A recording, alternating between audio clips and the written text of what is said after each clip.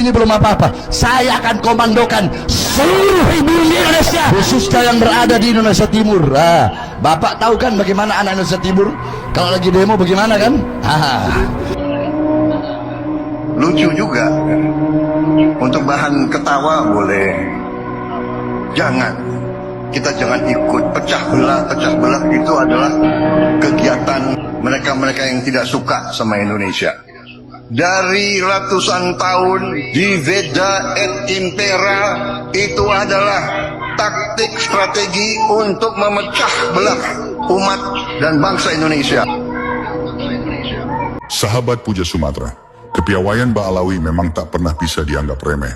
Dari masa ke masa, mereka lihai memainkan narasi rekognisi identitas, terutama dalam pencitraan sebagai keturunan Nabi.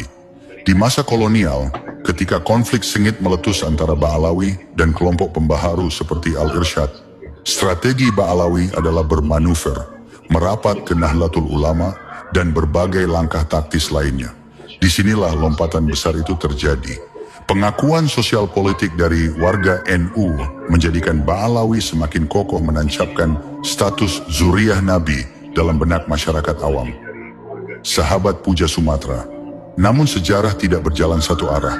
Setelah terbongkar bahwa mereka membelokkan sejarah organisasi Jatman demi menampilkan seolah-olah merekalah pendiri spiritualnya, Jatman pun mengambil langkah tegas, memutus keterkaitan, dan menendang dominasi Ba'alawi dari tubuh organisasi.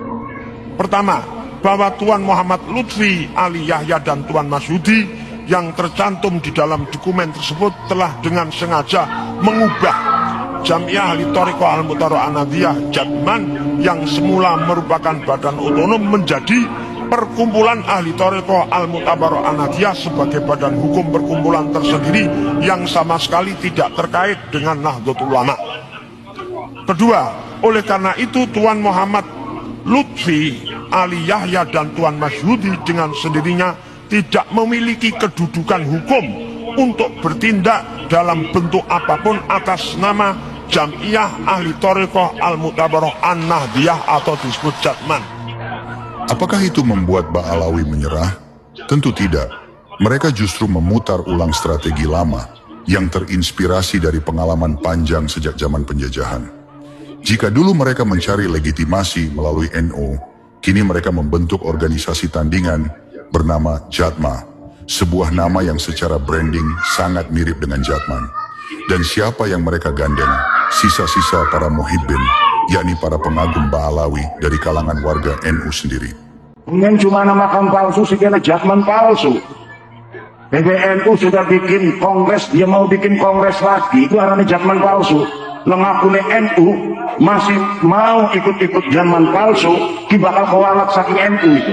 Orang-orang NU yang Jatmannya adalah Jatman PBNU yang sudah melaksanakan kongres di Donogudang, kemudian nanti ada Jatman palsu ingin mengadakan kongres lagi, dia ikut, maka ke NU-annya bubar Tentang kalau otomatis. dibicarakan yaitu hak, jadi biarkan itu dibicarakan oleh orang, tapi kami mohon yang Nahdlatul Ulama tetap istiqomah, berkhidmah, menjalankan tugas-tugas spiritualitas di dalam Jatman dan kaifiat serta thariqah yang dipahami dan dijalankan masing-masing seluruh thariqah yang bernaung di dalam Jatman.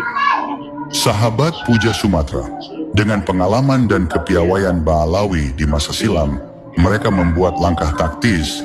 Selain mendekat ke pemerintah, mereka juga terus mempromosikan, seperti tergambar dalam poster ini, berlatar megah Masjid Istiqlal dengan slogan Guru Kami.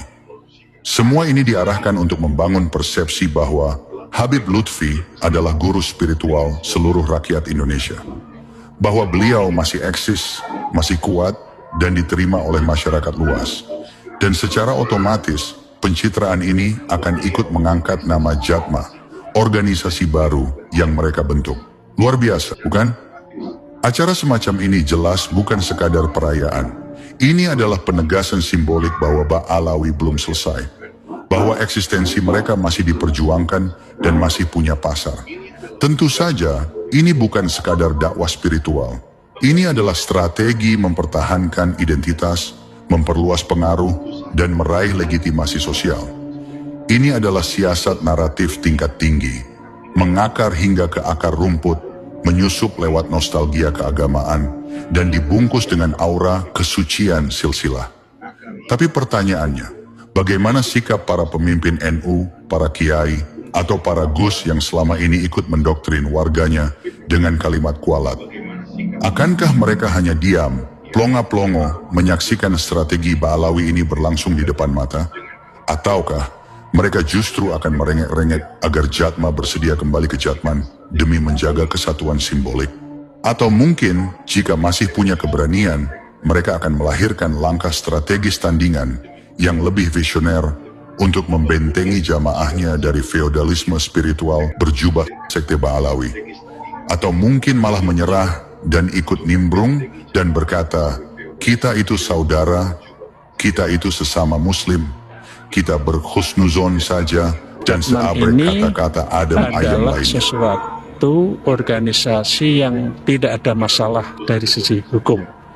Jadi dengan demikian Jatman sejak tahun 57 sampai sekarang adalah tegak lurus di bawah pemimpinan dan organisasi di bawah Banum. Memang ada lahir dalam kira-kira beberapa hari ini Jatma Aswaja. Tidak ada hubungan antara Jatma Aswaja dengan Jatman.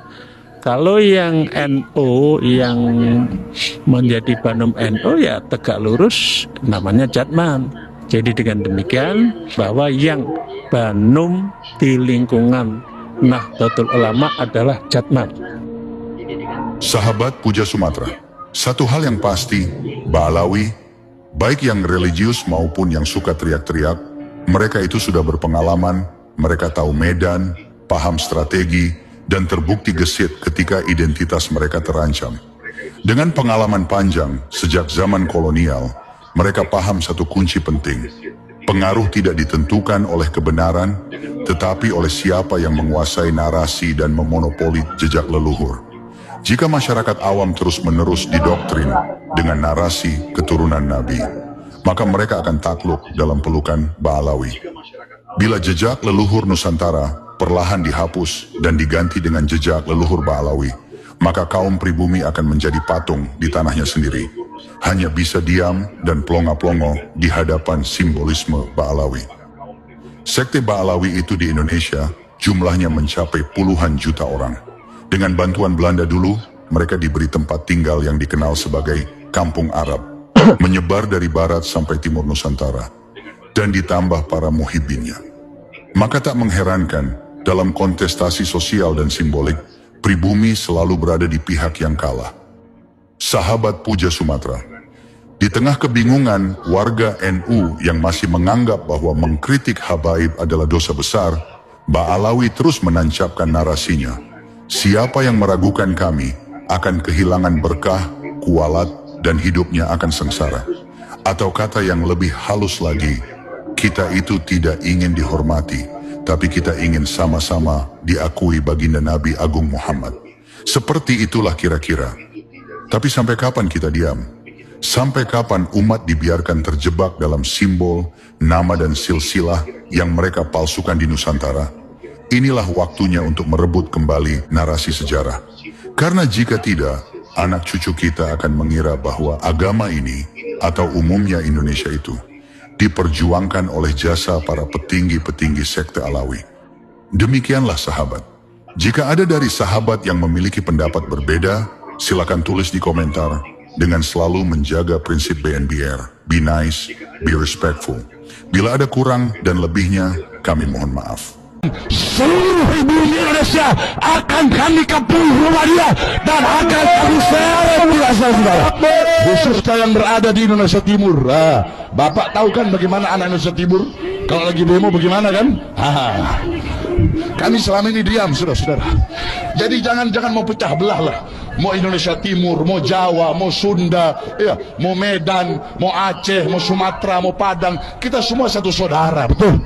Saudara-saudara, kita di Indonesia Kalau berbicara etnis, ada Arab, ada India, ada Cina, semuanya orang-orang zaman dulu yang berdagang, mereka yang berdagang, orang-orang Cina ada yang kawin dengan pribumi Indonesia, betul? Betul. Orang-orang India ada yang kawin dengan pribumi Indonesia, betul? Orang-orang Arab ada yang kawin dengan pribumi Indonesia, betul? Nah, orang-orang Belanda ada juga yang kawin dengan pribumi Indonesia, betul? Jadi jangan sok paling ngomong pribumi. Semuanya siap lawan pemecah belah bangsa, siap lawan pemecah belah persatuan, siap bantai dan habisi cucu-cucu PKI, siap lawan pemecah belah habaib dan kiai, siap lawan pemecah belah umat. Sampaikan pada mereka, Fuad monyet, PKI, kami tidak peduli mau di belakangmu ada ormas-ormas monyet, ada jenderal-jenderal monyet, kami tidak peduli. Kenapa? Di belakang kami punya Allah yang maha kuasa, saudara-saudara. Allahu Akbar, Allahu Akbar. Siap hancur ini Islam, siap binasa ini Indonesia, siap mati ini NKRI. Allah. Nah, itu tadi dari video yang barusan saya tampilkan. Bisa tulis di kolom komentar untuk tanggapannya, teman-teman ya. Jadi, yang sudah kita ketahui bersama bahwasannya sekarang ini Habib Lutfi sudah tidak menjabat sebagai pimpinan Jatman. Yang mana Jatman tersebut adalah salah satu organisasi banom dari Nahdlatul Ulama, seperti itu. Dan setelah Habib Lutfi tidak menjabat sebagai pimpinan Jatman, Habib Lutfi malah mendirikan ormas baru yang bernama Jatma Aswaja.